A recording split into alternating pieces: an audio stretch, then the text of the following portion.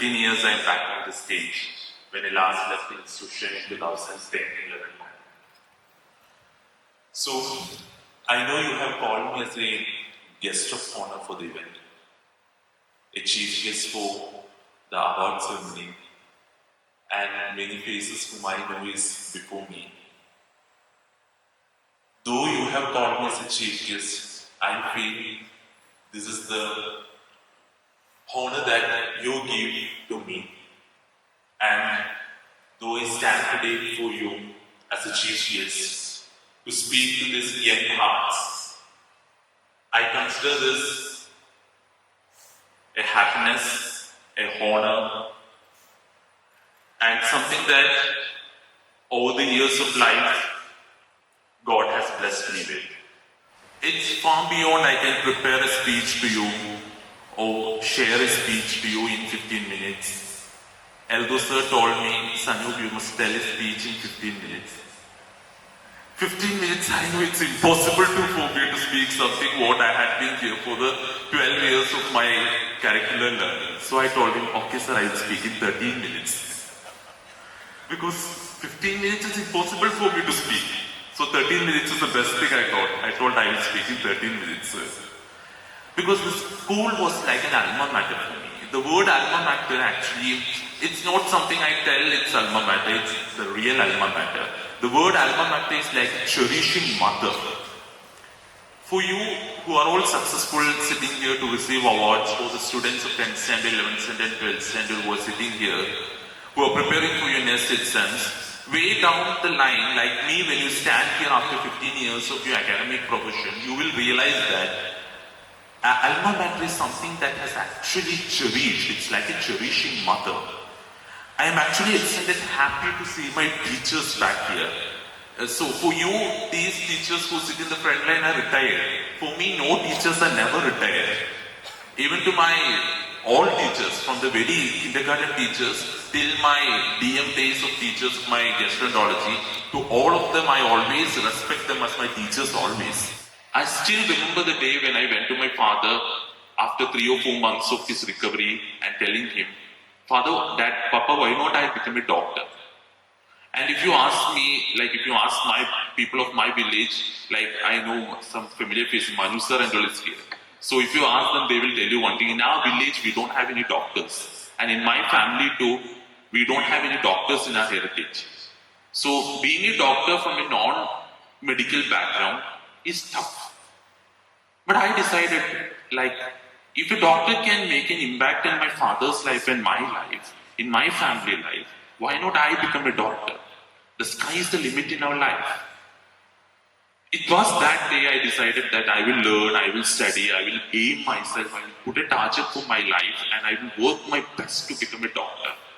That's when I shifted from a scientific background of engineering or from a science background of someone who does creative things to a medical background. I remember the days when I came back and told my teachers here, like teachers were my friends for me even that time. I remember the days when I came back and talked to Mridula madam, Sandhya ma'am, Mini Mold madam and all that. I want to go for biomaths group of preparation.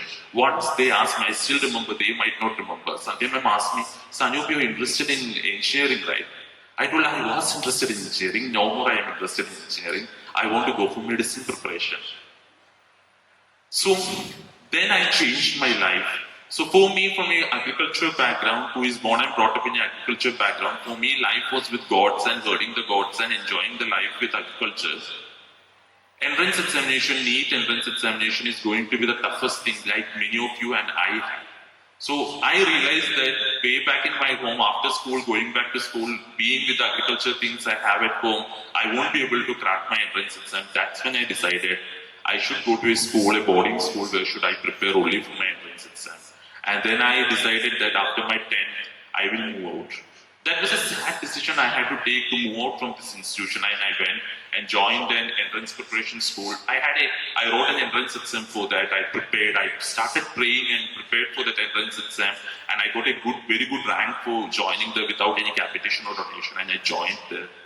2 years I had struggles. 2 years I studied there. I tell you, before passing my 12th standard, I cleared my KVPY exam and I was selected for ISER and ISR and IAS for BSMS course. The goal what I had put in my life was to impart the happiness to my patients and share them the eternal happiness that God had given me and my family in my life. To share it to at least one new patient in my life. Everything above that, everything beyond that, getting ranks, getting accolades, getting prizes, getting or being the best doctor, everything are additions to that. They are just feathers in my cap. Those feathers may come or may not come, but you become successful only when you reach the goal which you have set. So I just have one word of motivation and encouragement for the rest of your life. Set a goal in your life. You are in 10th or 12th, or students who are hearing me, 12th or younger ones. All of you, set a goal in your life. Pray the Lord Almighty to guide you reach that goal. Pray that you achieve situations around you so that you reach that goal. Your teachers, your parents will support you. And one day, when you feel that you achieve that goal which you had set in your life, that is the moment you are successful.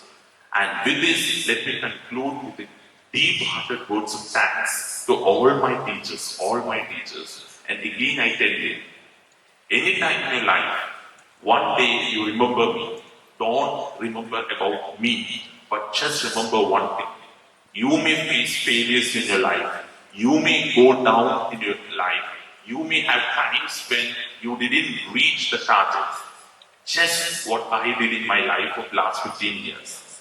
Pray, go ahead, focus on the goals that you have set in your life. You will achieve that, and sky is the limit for you. God bless you all. Thank you.